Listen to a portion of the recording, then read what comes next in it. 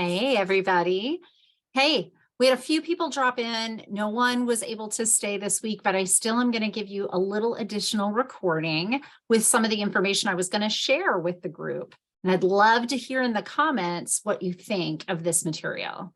So it's February, and I wanted to wrap around this idea of love because it's that month, right? Where we're Valentine's Day and we're thinking of sweethearts and things of that nature. So I am focusing this week or this month on self-compassion and how that operates and why it's such a powerful tool. So you get about a 25-minute masterclass video that I've attached in the group coaching online course. And you'll also have a workbook that goes with it with a few worksheets that really are going to help you to establish some good habits towards having self-compassion. Self-compassion, people kind of know the definition, but putting it into action is actually really hard. And you'll hear me talk about that in the video, that it's effortful for us to put self-compassion into action. And once we get the hang of that, it's the most powerful tool in our toolbox because it paired with your self-awareness is really what allows you to see things you want to change, not get upset by them, notice how they're operating, and then show up with self-empowered choices to do things a lot differently. So how I want us to be thinking about this from our group coaching this month is I want you to be thinking about how do I relate to myself? What is my relationship like with this person? And here's why. When we personify something, when it's not like just a name and an email, and I hate that guy because he keeps telling me I got to do this at work, when it actually becomes a face behind the name, we show up to it relationally, which is different than showing up to it transactionally, which is what you would do if you didn't have that face behind the name. Well, here's the thing, folks. We treat ourselves many times as an object and not as a person. You're the machine that needs to do all of these high expectations that you have for yourself. You're not giving yourself a ton of grace around that because that would be self-compassionate. However, if I ask you, what would you do for a friend? What would you do for a spouse? What would you do for a colleague? What would you do for one of your children? If I give it a face, you change up what you would do.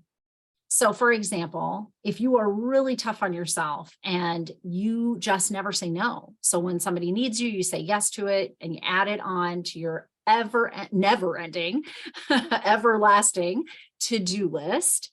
So if that's you and you have a hard time setting boundaries with people and actually preserving time for yourself, then that's not being compassionate to yourself. That is using you as this tool all the way to burnout. You're just pushing yourself and pushing yourself and pushing yourself all the way to burnout. Okay. So I want you to think about, what about taking me out on a date? What about changing up my approach to how I relate to myself by actually talking to me like I'm a person?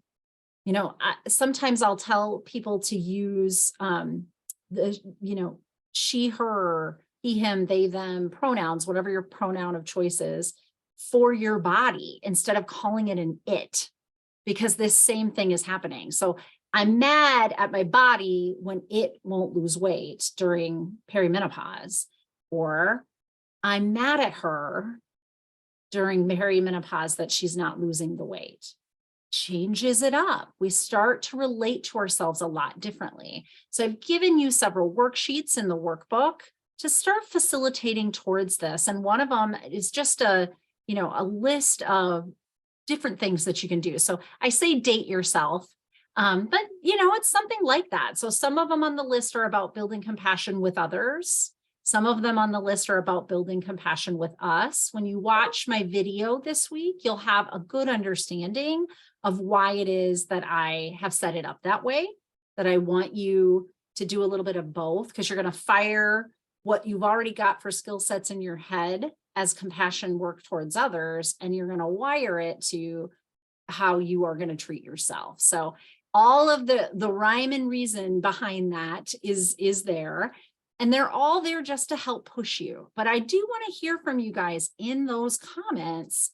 What is working? What isn't working? What is this deal? I have to have a relationship with me. But you really do, because if you're going to fiercely protect the worth that you are, that means you're going to fiercely protect yourself against your own self-judgment, against your own self-critical thinking. Listen, I did a podcast and I posted it not long ago about taming your inner mean girl. I will link it here because I think that that also could be useful in helping you. Let's build this relationship with the person that you are. I want to know Natalie. I want to love Natalie. I don't have to like everything Natalie likes or does, but I do want to know and love her so that I am not pushing away parts of myself, getting critical at part of myself, and not being aware of how I'm participating in my own suffering because I pushed that part away. Right? Am I right? Of course I am. Just kidding. But that's the scientific fact of it, is that you start to push those parts of us away, and all of a sudden you've kind of divorced or dissociated yourself from those parts of you.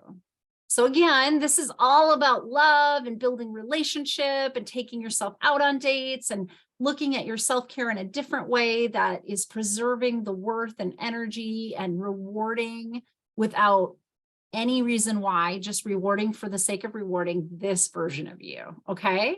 And your meditation for this month is a loving kindness meditation. So enjoy that. It's a guided meditation. You'll follow a mantra.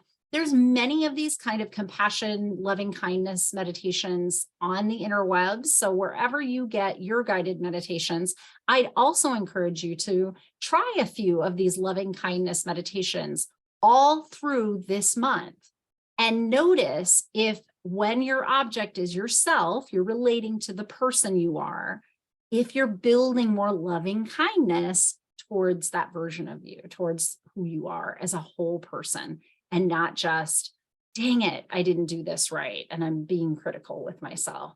That is going to be counterproductive in any kind of movement or change in your life.